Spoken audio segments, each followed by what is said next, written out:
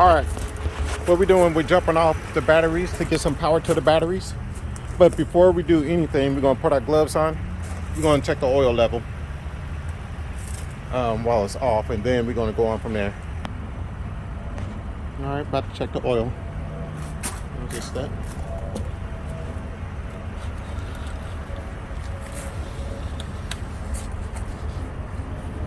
Yeah, of course it's black, filthy as hell. But that's to be expected. They're not going to do some extensive repairs before they give it all. And I don't understand why they auction it. They've probably seen the repairs they got to do, and they said to themselves, "We're not paying for that. It's time for a new truck." So you know the old saying, somebody's junk is somebody else's treasure. Oil looks in spots, but we have a little oil leak down there. It might be ours. I'm pretty sure it's ours, but we just don't know how bad it is. So check it one more time. One more time. Cleaned off. Gonna slap her in there.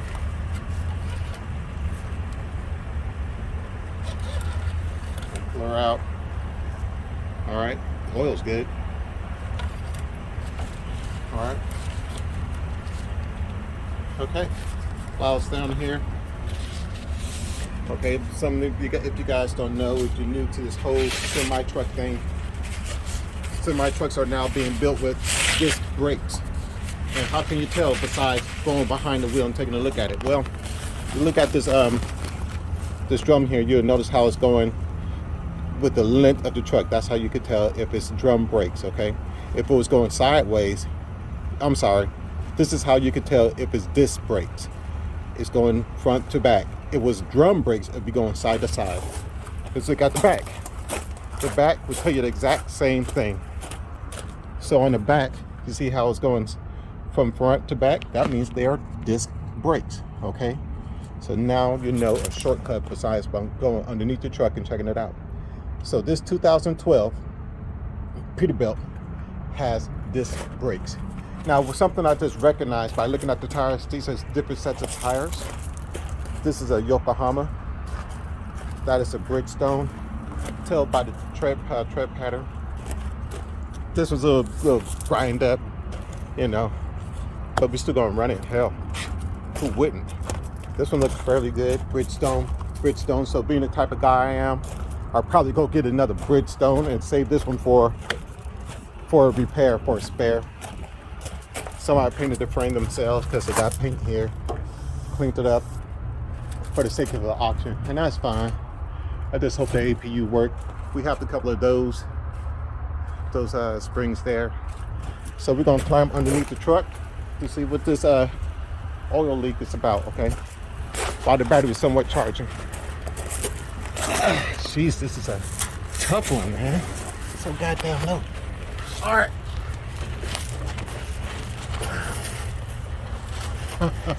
Jesus Christ. Something we don't want to see. Looks like it's the oil pan. This is the transmission. All right. It's an automatic. Yeah. But it's deleted. All right. So we don't have to worry about the emissions. It looks like it might just be coming from there, the oil pan itself. If it's coming from the oil pan itself, that is good. That's good for us because you can replace the oil pan gasket. Don't look like it's tranny transmission, but we still want to get the transmission checked out anyway, because if you're pulling weight, we want to make sure you don't get stuck on the side of the road. That's the whole mission. And that's my whole mission. I don't want to be stuck on the side of the road. All right. So that's just the leak. We have oil. The oil's good, but we brought extra oil. So while the truck is charging, we're going to do a quick overview. Right here, if we look there, we're going to look at this. Wipe it off. Make sure it's cold, see where it's at. But you can't see it. And take this off. I'm gonna look inside. All right. You somewhat see the line right there. It says full. It is on a slant, so that's gonna be fine. Being the type of guy I am, I like to clean things up, so we clean it up later. All right, windshield wiper washer. We run some extra of that. We're gonna pour some of that in. Pour some of that up in there. We're gonna come around to the side. Come on over here so you can learn this too. This is a quick pre-check. It goes much more extensive than this, but this is a quick one. You got your coolant here. We want to make sure it's at the minimum line. Okay, we're not going to turn it on. We want to make sure it's at the minimum line while it's cold. Okay, do not open while it's hot. That's why you do that. Over here, of course, you want to check hoses and stuff like that. Make sure things are on there. I don't know why this is like that, but we can fix that later.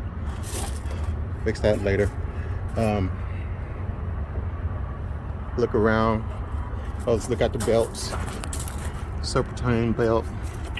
It's on there. Doesn't move more than 1/4 of an inch. Okay. Has two belts, 2 serpentine belts. So we're gonna look at them both.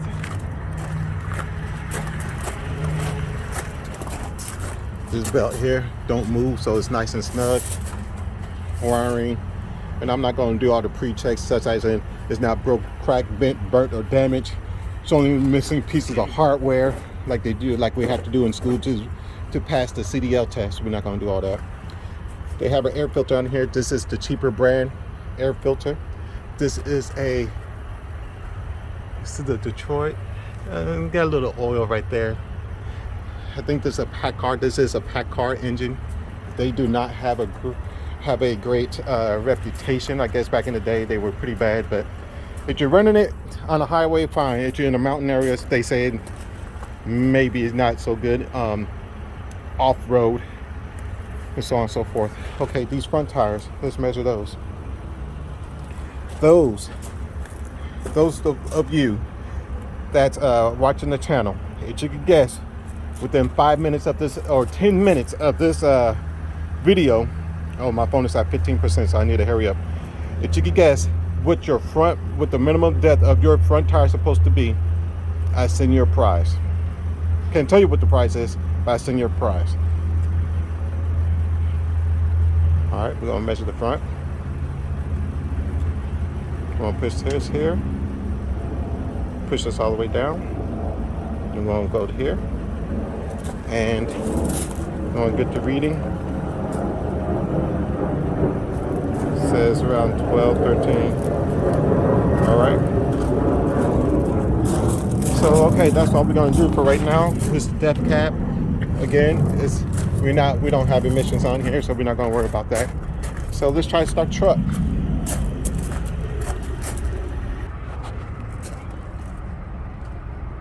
Hold on. All right.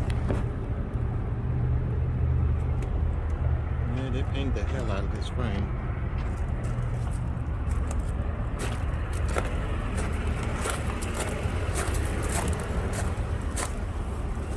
All right, go ahead, start it.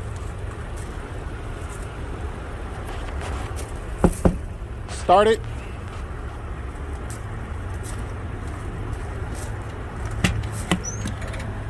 Ready to do a cycle.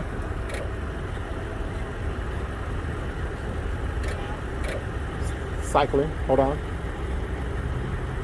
When you start hearing all that clicking, finish, go.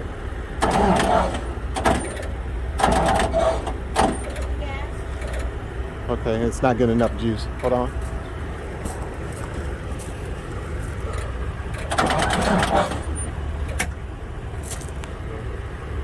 Give it a minute. Let me rev the truck engine. Give it about 2 minutes. Hold on. All right. Worst case scenario, we probably called a mechanic over here. He charges $130 an hour. $130 an hour, and I'm pretty sure they have a bigger box to jump this truck off, other than my single battery on this Tundra, trying to jump out 3 batteries to get it going, you know what I mean? So we're gonna see what we could do here. The auction closes at 4. Right now this clock says it's almost 2 o'clock, However, we're Central Time, so it's going on 1 o'clock, okay? This is Eastern Time. All right, so we're gonna rev our engine 2 RPMs, or 2,000 RPMs for about 2 minutes, and then we're gonna give her a try. Right back at you.